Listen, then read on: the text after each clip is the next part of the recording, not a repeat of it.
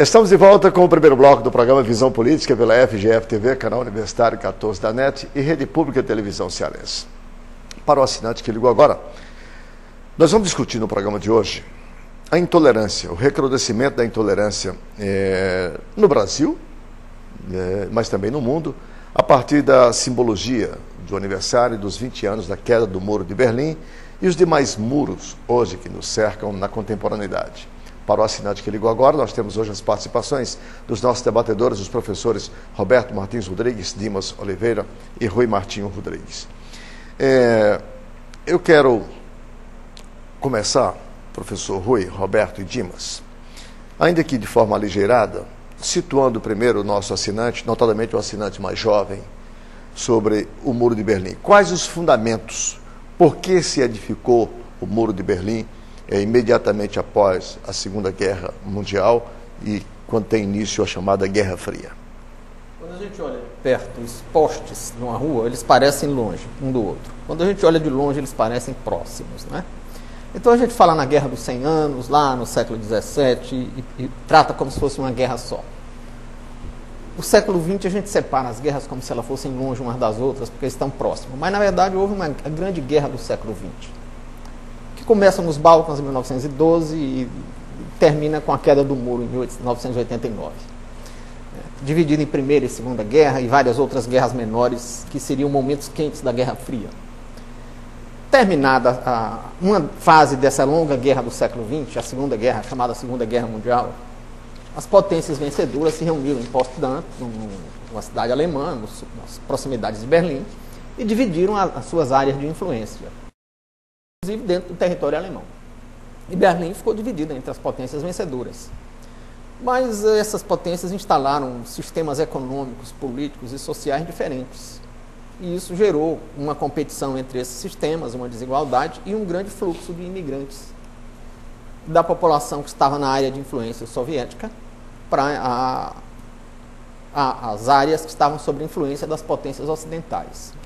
Para conter esse fluxo de imigrantes, em 1961, o governo da Alemanha do Leste, a Alemanha estava dividida em uma Alemanha no leste e outra no oeste, que tinha o nome de República Democrática Alemã. Geralmente tem um verso do Vinícius de Moraes que diz que o homem que diz sou não é, né?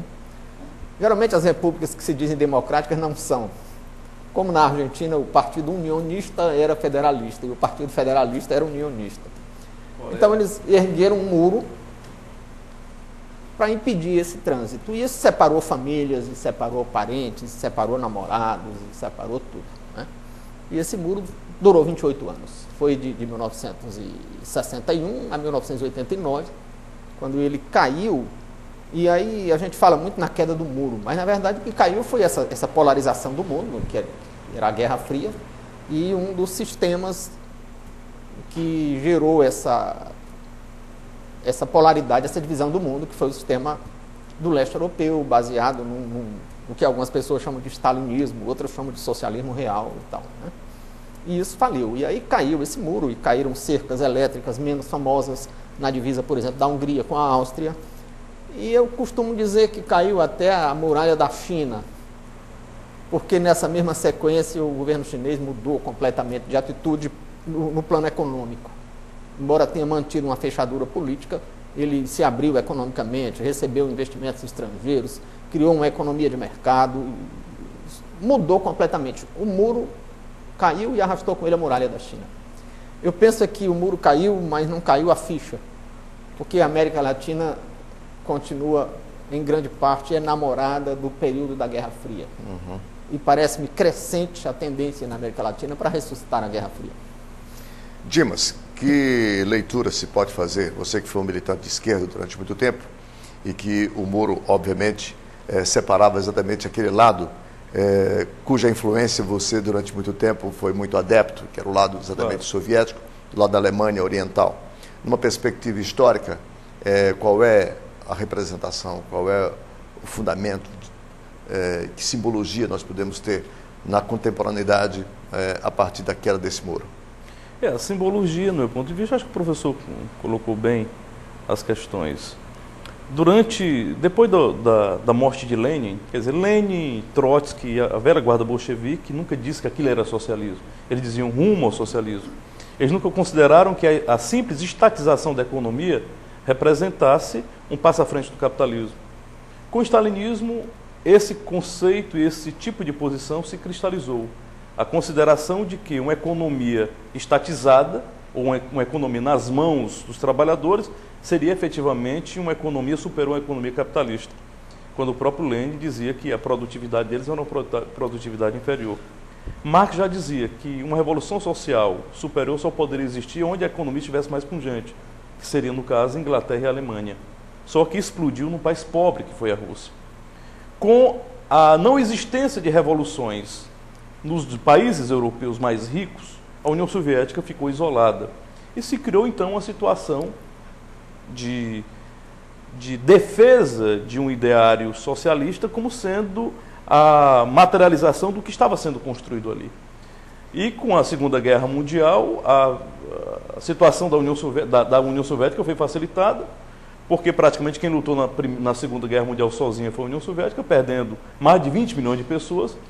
É muito engraçado que hoje a imprensa burguesa de todo mundo diz que esse negócio de dia D é uma fantasia, tinha que discutir o dia A, o dia B e o dia C.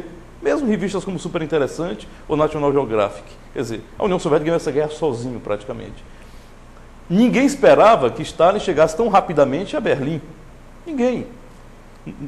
Rapidamente correram para desenvolver, como o professor falou, o Tratado de Potsdam, que foi a divisão da Alemanha, e, efetivamente, que o muro foi, na realidade, necessário, porque ficava cada vez mais evidente a diferença econômica entre os dois sistemas. E Yeltsin ficou praticamente assustado quando, pela primeira vez que ele entrou no Ocidente, foi através da Alemanha Oriental. E ele disse que nunca viu uma diferença tão grande entre sistemas. Entre a Alemanha Oriental e a Alemanha Ocidental, a Alemanha Federal, né? A Alemanha Federal. Então, eu acho que a queda do muro de Berlim materializou fundamentalmente a impossibilidade da construção do socialismo em um só país ou em uma só parte territorial. Isso era uma quimera. Na realidade, o que você tinha ali eram sociedades presas à lógica do capitalismo com economias estatizadas.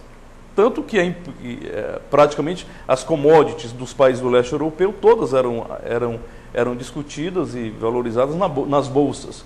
A tecnologia de automóveis de praticamente todo o leste era tecnologia Fiat. Então, a queda do Muro de Berlim, no meu ponto de vista, como a queda das estátuas de Lenin, no meu ponto de vista, foi o revigoramento do marxismo original, que tanto Trotsky defendia, considerando que era uma impossibilidade a construção do socialismo num só país. No caso da Alemanha, se construíram muros. Em Cuba, se criam critérios burocráticos que tornam praticamente impossível as pessoas saírem de Cuba, como aconteceram com vários países do leste europeu.